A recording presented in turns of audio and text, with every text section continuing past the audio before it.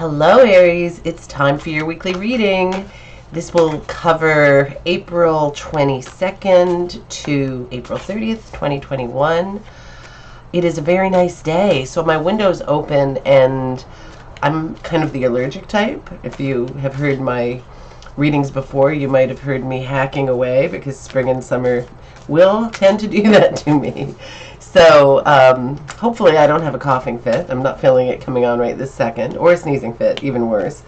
But the window being open, I just wanted to warn you that you might hear some outdoor noise. Hopefully the lawnmower man won't start up any second. But we will be prepared for that. And if that actually happens, then I guess I'll have no option but to shut down. But hopefully that is not the case. I am doing a double deck of cards here. I love doing double decks. It's kind of my thing. I might even start doing triple decks because that's the kind of crazy way I roll. I mean, not that they're hard enough to shuffle the way they are. I might need more cards, you know. I just like the idea that if something really wants to emerge, it can emerge double, you know, which is stronger. I've even had ones where it's a 3-card reading and 2 of the cards are the same out of a double deck. That's pretty assertive, I'd say. So anyway, I hope you're doing amazingly. I'm also Aries, if you have not heard me before. So this reading's very, very important to me. And we're just going to pull some cards and see where we get. Wands, wands, and wands. Wow. We hate that card. Kind of sucks, but there it is. Oh, we're going to have some sadness. Well, you know, it is part of life, but we're also going to have great joy. So this is an interesting reading. Very wands and swords heavy. I did a lot of shuffling, and these cards were not in order, so it's interesting that all these wands are together, and then we get the swords like this. But let's unpack it, so to speak.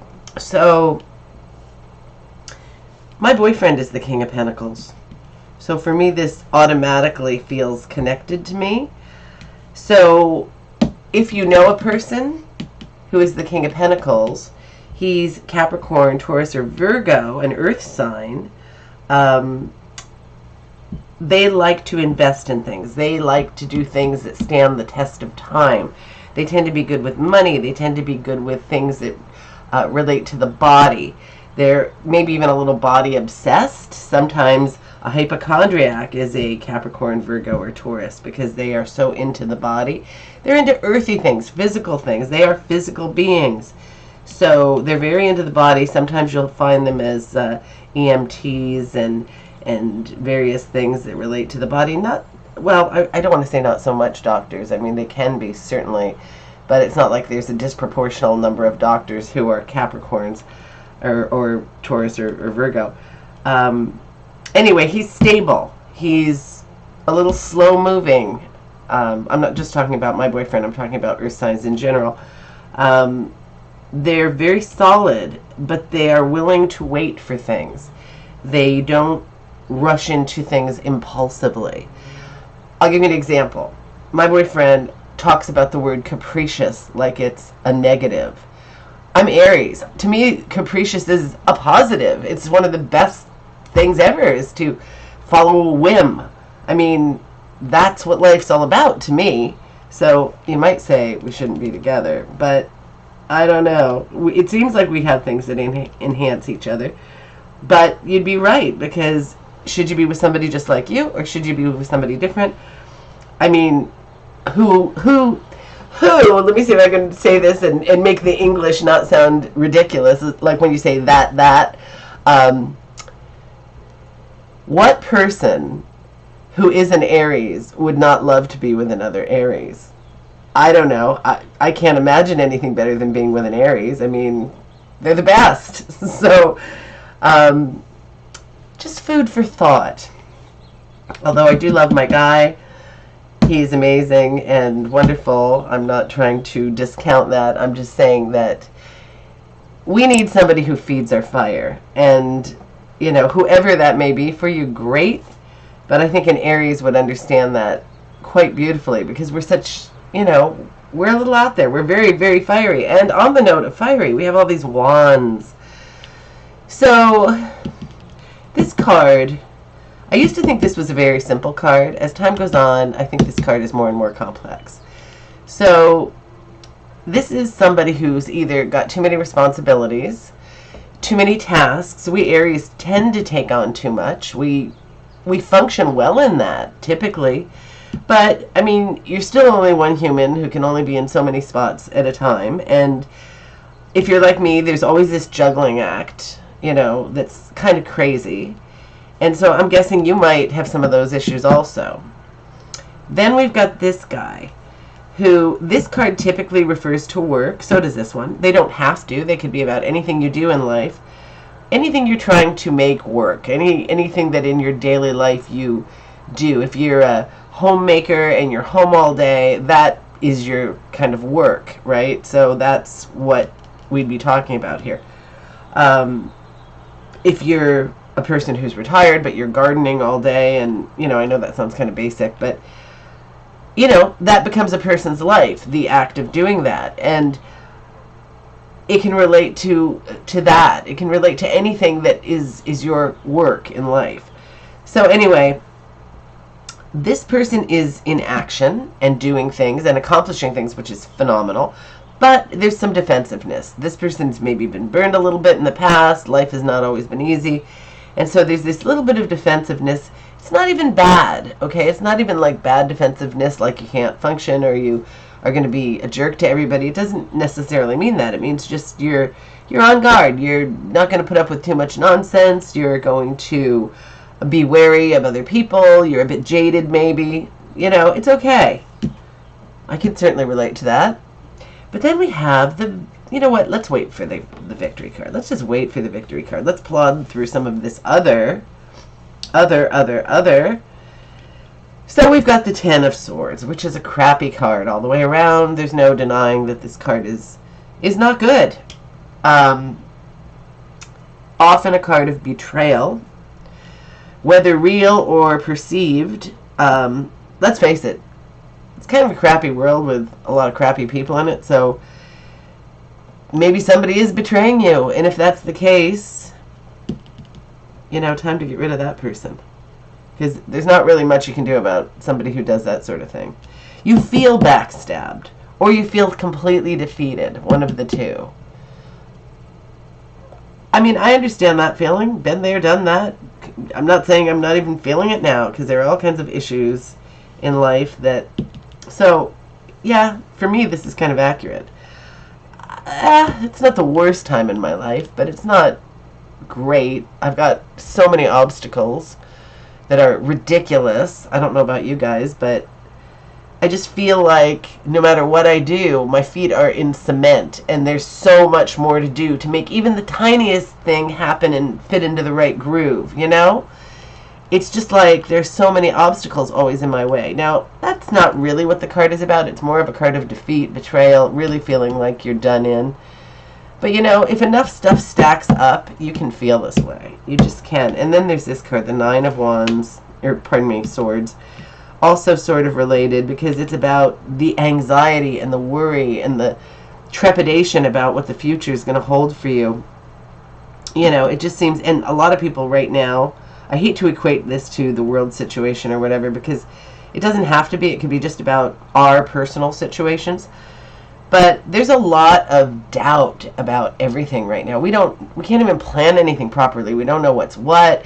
That causes a lot of anxiety. Some people it causes like raging fear. They don't know what to do. They're operating under this, you know, concept of fear. They don't even have the ability to... Now, that's not really us, Aries. We don't typically work that way. But we still have our fears, and we still have our anxieties, and we still don't deal with things always perfectly. I mean, you know, we might let things roll off our backs a little better than some people, but, you know, when things get really serious, then we're in the same boat as everybody else, really.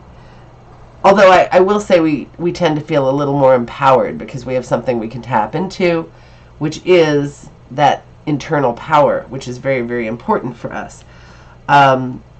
Nobody ever wants to feel like this. Figure this one out. I kind of know what it is for me. I don't think anyone's betraying me. I hope I'm not wrong.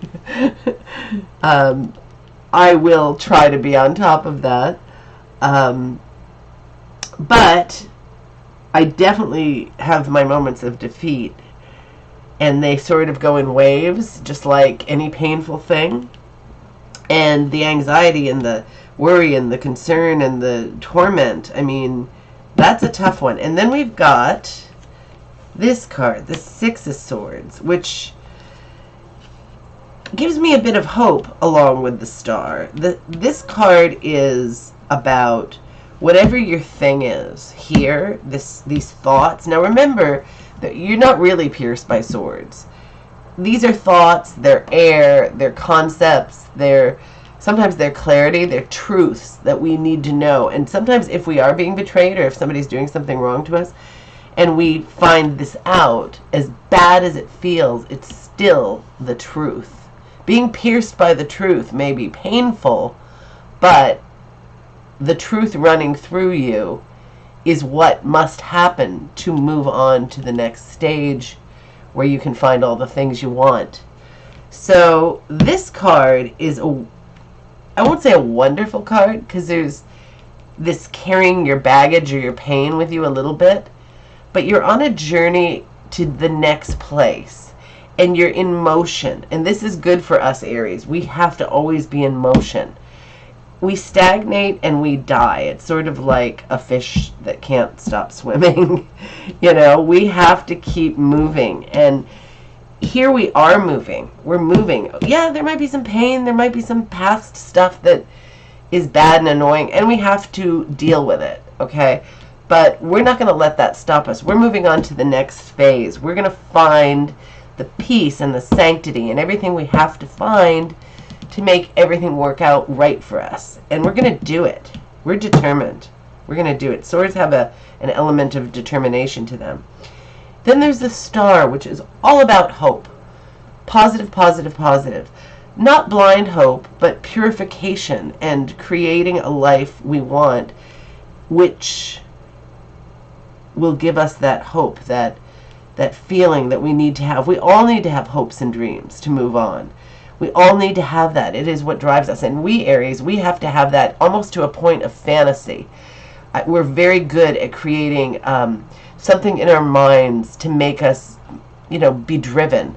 And sometimes the fantasy, some people might look at this and go, okay, yeah, but fantasy's bad. We have to be realists. No, we don't. We don't have to be realists. We can be whatever we want to be. And if it makes us happy to think of this unrealistic situation that we're striving for, and then we achieve it, nobody's going to say, oh, you should have been a realist. That's just the way that goes. So you think things however you want to, and it's going to be good. Like, it's not going to be like this. It's going to be good. You've got the Victory card.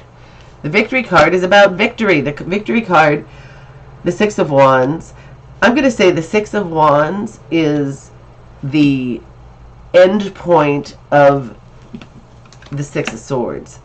So we're going on this journey, and we're going to find whatever. We're going through the defensiveness and the hard work and the responsibility and the too much stuff and whatever. And we're going to get to this Victory card, not a million years from now, but soon, where there's some recognition for your effort, where there's some, some small level of renown for what you've done. You're going to feel gratified. You're going to feel that sense of gratification. You're not going to be feeling this.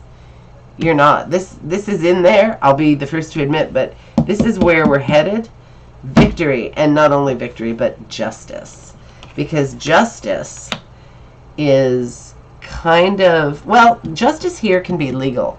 When it's justice as opposed to judgment, if you have a legal matter, this is usually a positive outcome. I've got a couple of them at the moment, so let's just see about that. I will let you know.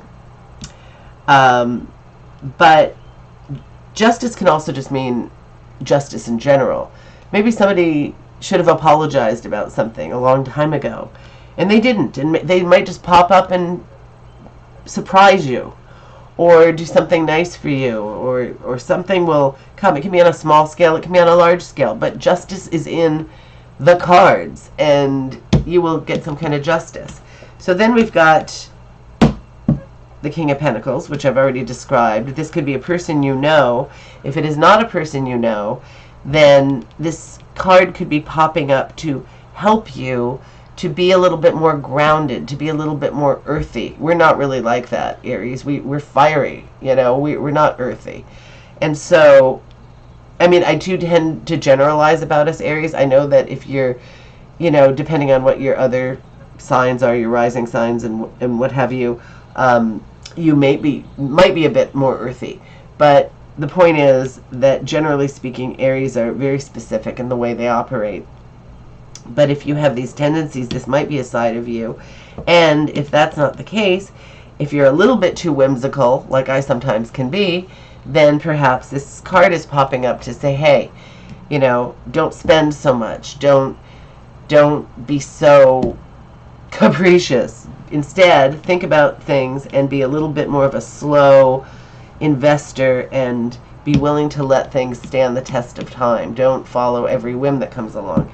But then we have the Arrows of Love, the Eight of Wands, which is a beautiful, wonderful card. Well, since this is my guy, I'm going to put the Arrows of Love near him.